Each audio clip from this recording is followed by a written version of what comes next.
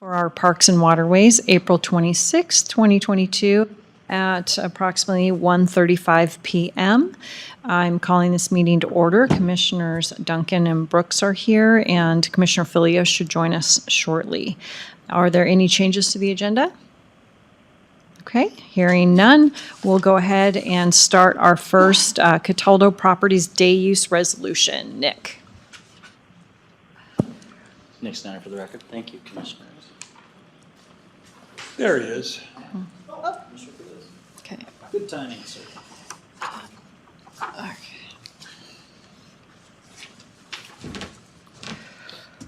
Cataldo Properties. Oh. First on your agenda. I'll give you mine. Okay, that sounds good. Commissioners, you might recall our requests recently and some requests in the past for use, commercial and or event use on the properties located in Cataldo. Yes. And as you know, the properties were originally residential homes, and they were destroyed in the floods, and FEMA came in and purchased those properties, and they were subsequently put in the hands of Kootenai County to manage in perpetuity. Those properties, of course, are still located in that residential neighborhood. There's still homes there. And these properties, as you'll see by the map, I know it's kind of hard to see, but if you look at the neighboring properties to where you see Kootenai County owned properties, there are still residential homes in that area.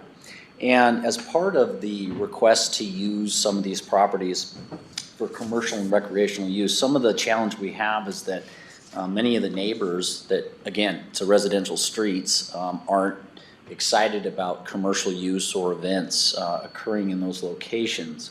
And we've received some complaints, as you know, from the neighbors about camping, essentially people camping in residential areas next to their homes, noise after hours and those sorts of things. Right. And these properties were never intended when the county took them to be used for recreational purposes. They're not parks, they're not developed. There's no restroom facilities. We don't have ADA parking or pathways and other infrastructure that supports public recreation type of activities, as you would say at most of our parks. Those properties are also located nearly 40 miles away from our office. So it's not reasonable for us to be able to manage events and otherwise check up on these events for compliance. I think you understand that with some of the previous issues we had there. So in an effort to resolve the confusion for the benefit of both the county and the public, I'm making a recommendation to the Board of County Commissioners to adopt by resolution a couple rules for the Cataldo flood mitigation properties. Again, the clarification, these aren't parks or recreational facilities. The following: no overnight camping, no overnight parking, no fires, or no commercial use or event use. And that's my recommendation. I know I'd give you more background, but I know you have quite a bit of background on this. So if you have any questions, I'm happy to answer them, but that is my recommendation, Commissioner. Questions? No, I think that's appropriate given where the location is and the propensity for, I don't know if you really want to call it misuse, but Yeah. some use is getting out of hand. So, yeah, I'd be willing to look at a resolution spelled out with those Conditions that you just conditions. stipulated. Yeah, I'm good. Bill?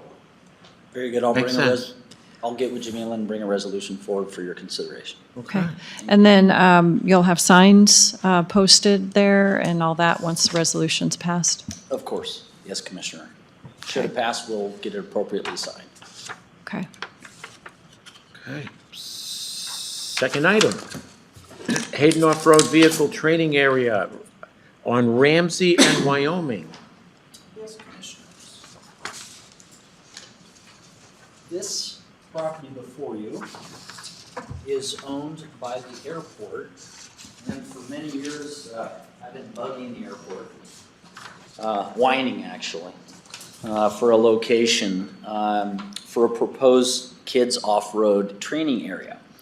So essentially, I'm here today, and we've spoke about it before individually. We're seeking authorization to move forward with development of this Kcso RV training area that will provide our Kootenai kids with a safe place to learn to ride dirt bikes and ATVs, something that's corralled safe close to town. As the board's aware, the 4-acre site's located on that airport property, and first and foremost, we want to thank the airport and Stephen for allowing this use and their generous sort of donation, but where there's no fees charged. And that's an important distinction, commissioners, is that this will be a free facility for parents to take their kids to use under the rules that will be posted there. So we will not collect a fee. Thus, Stephen is allowed to authorize that use under that no charge. The typical hazards that are associated with trying to get your kid trained on a dirt bike and ATV don't exist on this property. There's no rocks, there's no logs, there's no other traffic moving about. Currently, you take your kid to the Coeur National Forest. If you own property, you're blessed. If not, there's essentially nowhere to go. And this will provide a limited area for those families to go. And I did want to stress that, commissioners, is that the facility is intended for Kootenai County citizens. I'm not sure how we'll manage that, but it's a small area, and we want to make sure our citizens have that exclusive use to that area. So I'll work with council and certainly Kcso and see if we can maintain that best we can. So that is the intent. Nick, are you planning any, I mean, it's not going to look like motocross, right? You're not planning any obstacles or berms or, just flat earth? Exactly that, Commissioner. Essentially what we'll do is it has good soil there. We'll have our noxious weeds department spray out a pathway. Okay, I was probably wondering, 15 feet wide. It's fairly level, so it lends itself for kids. Again, if you picture a 5-year-old on a first time on a 50cc motorcycle, we don't want too many obstacles, and we're going to limit both the CC and the age at that facility. So again, we'll work with Kcso to help educate those folks that decide to use that facility otherwise. But we do also, commissioners, it's probably a good idea to let you know that we do hope to open that maybe once a month to Kcso or search and rescue to be able to train their folks, maybe once a month or whatever it is they deem necessary to get new staff onto machines. They do have ATVs and UTVs. Certainly we'll talk with them about speed limits and what goes on over there so we don't upset the neighbors. But I think it's also a good opportunity to use as a training area for law enforcement if they need it, or even our staff, whatever the case may be. Okay. So, all right. Are you anticipating MOUs with airport, Lakes Highway District, any other groups? Great question. At this time, I don't think we need an MOU with the airport because they're both BOCC departments. If there were a major change, either way, we would come see you. So you'd have an opportunity to weigh in, unless you would otherwise desire one. No, I was just curious if I had to keep a lookout for something. And then lastly, I'm requesting authorization to utilize fund balance of $7,266 that is in our ORV account. It's been sitting there a number of years for that development. So with your authorization, I will draft a memo for your signature. Yeah. And I think because it's under the 10,000 threshold, it can be done consent calendar. Yep. Very good. Okay. I'll prepare it. Thank you. Third item, Hayden Lake Buoys. Commissioners, you might remember our MOU with the Hayden Lake Watershed. District Yep. for 14 buoys Yep. on Hayden Lake. And that was Thank quite an undertaking. We got that done a few years ago. And the Hayden Lake Watershed District came forward, Mr. Steve Meyer, I met with him last week, and he provided the proposal that's in front of you, which if you look at the very top left of the sheet, you'll see there's 31 buoys there. And so through that discussion with Steve, I explained, and he realized rather, that the district is a pseudo-government entity and can make application on their own directly to the Idaho Department of Lands. And at the time when they came forward, it made sense. This is sort of what we do at Parks and Waterways. However, you can see it's morphed into something much greater. And originally, the discussion was 7 buoys. I think the commissioners were gracious in going to 14 buoys. Now we're talking 31. And I was frank with Mr. Meyer when I said that I had difficulty supporting this. This would put more buoys on one county body of water than all other lakes and rivers combined within the county. So, or nearly. Pretty close. I also had concerns that 2 years ago it was 14, now it's 31. What does that look like 2 years from now?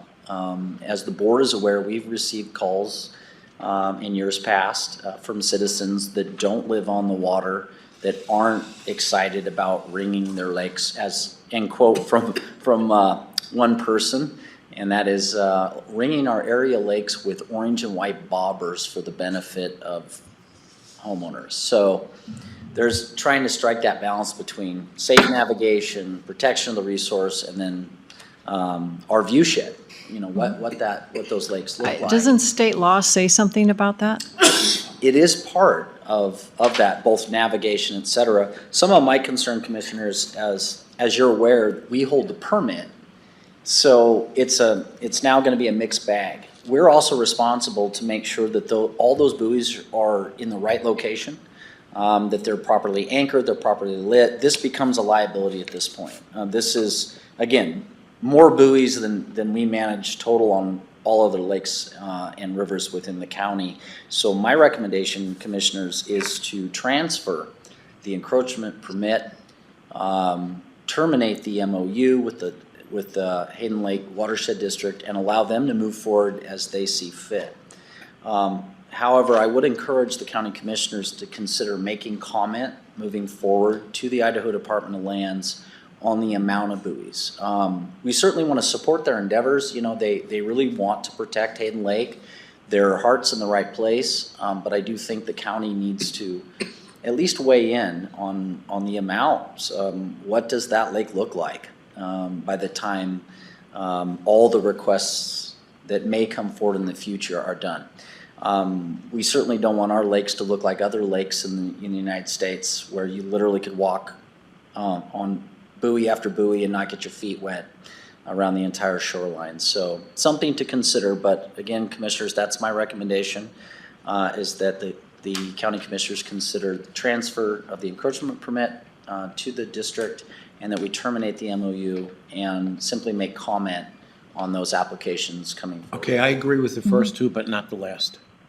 Because the majority of the traffic, if you look at the parking lots, is Washington.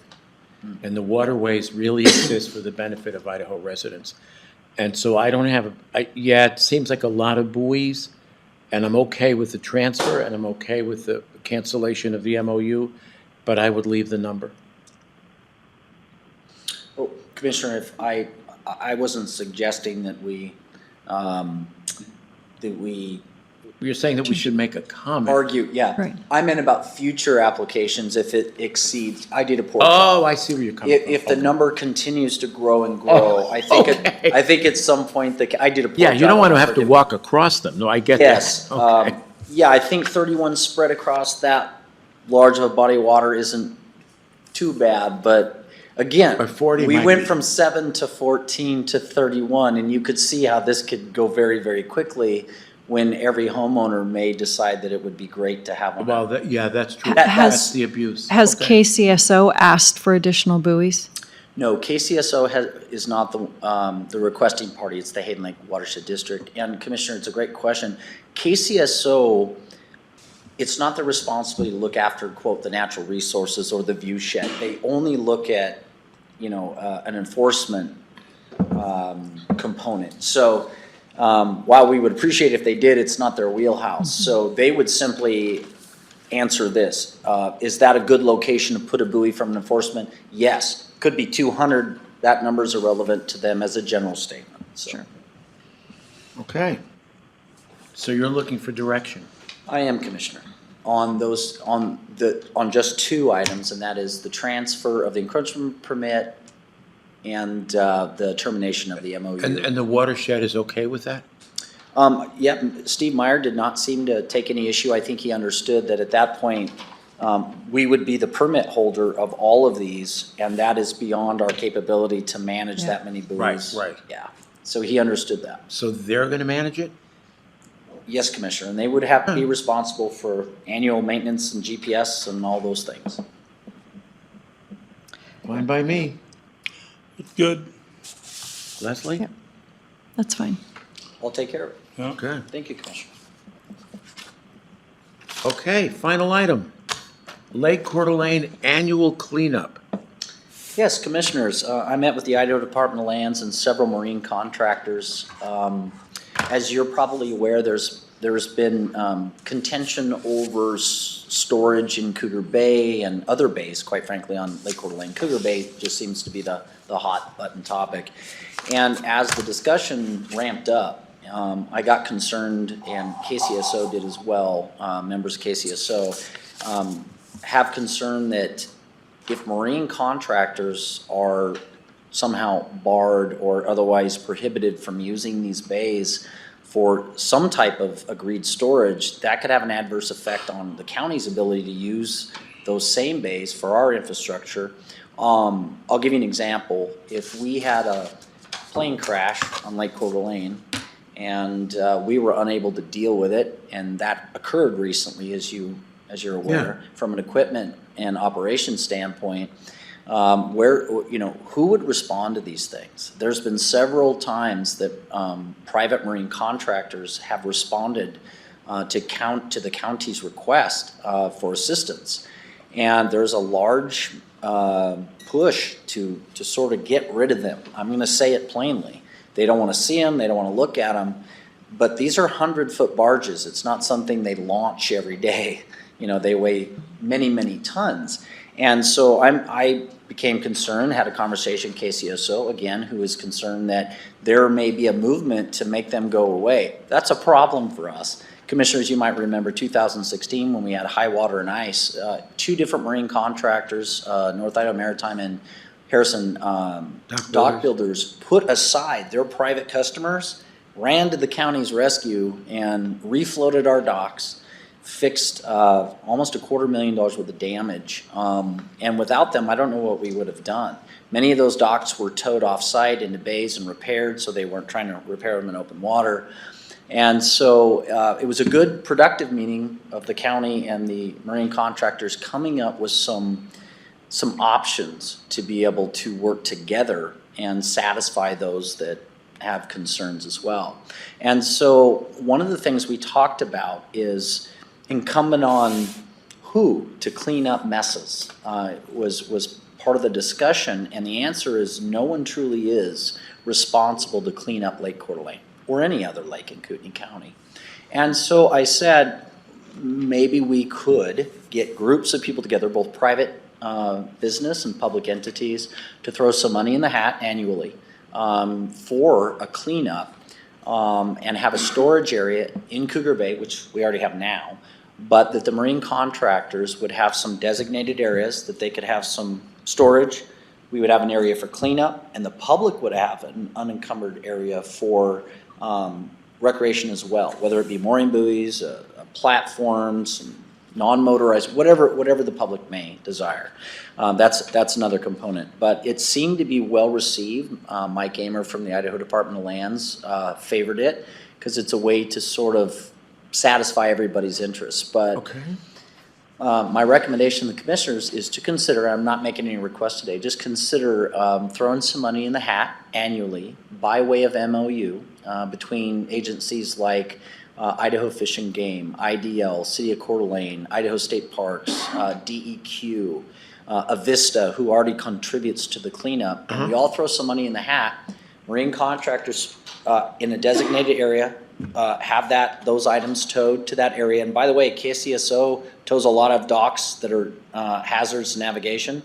And they literally just tow them to shore because they have nowhere to go. This would be a designated area, and then a fund would be established by way that marine contractors, and we could use a different contractor every year, so it's fair, would dispose of it. So it's sort of a win for everybody, because currently in Cougar Bay, there is a lot of material that nobody really claims, and that's a problem. So I think this solves a lot of issues moving forward. But as it stands right now, it's sort of messy, and this probably should have been asked and answered a long time ago, but here we are. And so I'd like the board's maybe direction, if you will, to move forward to work with partners to establish maybe a fund and a partnership that would resolve this and work with IDL and City of Coeur d'Alene and all those partners I mentioned. Okay. Well, how much are you thinking? What do you think we'd have to chip in? You know, I think if everybody threw in $2,500 Oh, okay. every year, and it'll get more expensive each year, as you know, Commissioner. Maybe someday it's $5,000, but there's enough money on Lake Coeur d'Alene and contractors and agencies, I think, to have a meaningful pot of money with maybe $2,500. At least start with that by way of an MOU, and then we would send an invoice out from the county every year, sort of a reminder, hey, throw it in the pot. And then every fall before the water drops, we would have marine contractors get the junk off the lake. Okay. Thoughts, Leslie?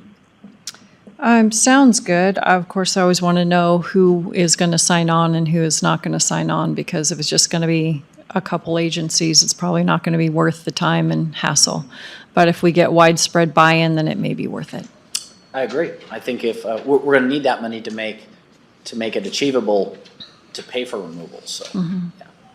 So do we have any estimates on removal?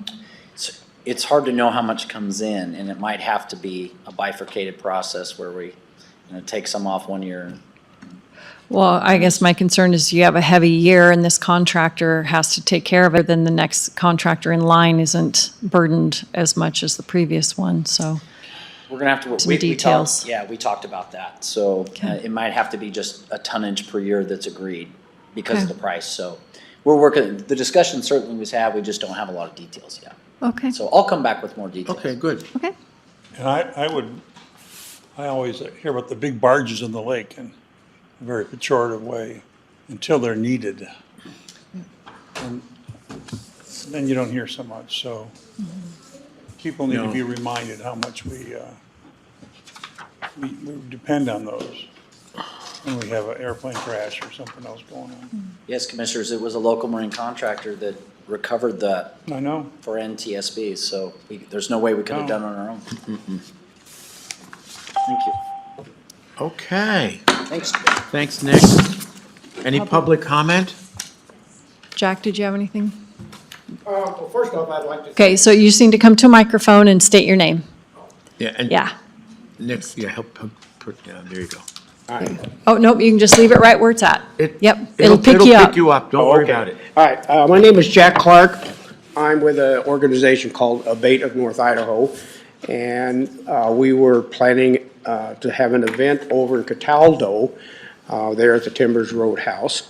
And looking it over, I volunteered to get a use permit for the ground that is surrounded there, which, assuming that I was going to come to the courthouse, fill out a form, pay a fee, and that was going to be the end of it. Well, that's not the case. I do want to thank Commissioner Duncan and Director Schneider for returning my phone calls and explaining to me the situation over there. And so, and talking to them, I thought, well, I could at least come down and plead our cause, which, again, I know is probably not going to happen. And so, I totally understand it. I guess the only comment that I have at this point in time is that right now, what you're proposing is that property becomes basically useless to the county, because you're not going to allow any kind of parking, and the restrictions are going to be such that there's nobody going to use it. And so I'm kind of thinking that I think you could put a lot of rules on using that property, and maybe get some income, maybe get some rental fees out of that. I'm pretty sure it costs the county something to own, to have those properties. I know the kind of event that we were planning to have over there, and I know Commissioner Duncan knows the kind of people that are going to be there, and it just seems to me that, again, I understand how parks can't afford to have people there, but I know our event, we have event insurance, we've been doing the same thing for years. It just seems to me that there could be some kind of contract drawn up between the people that are using it that puts all the liability back on the users and takes it away from the county. So, again, I completely understand both sides of the story, but I want to put my 2 cents worth in, so thank you. Sure. Well, thank you, appreciate it. Okay then, so the time is now 2 PM. So this first meeting is adjourned and we're ready to go on to, thank you, sir. We're ready to go on to our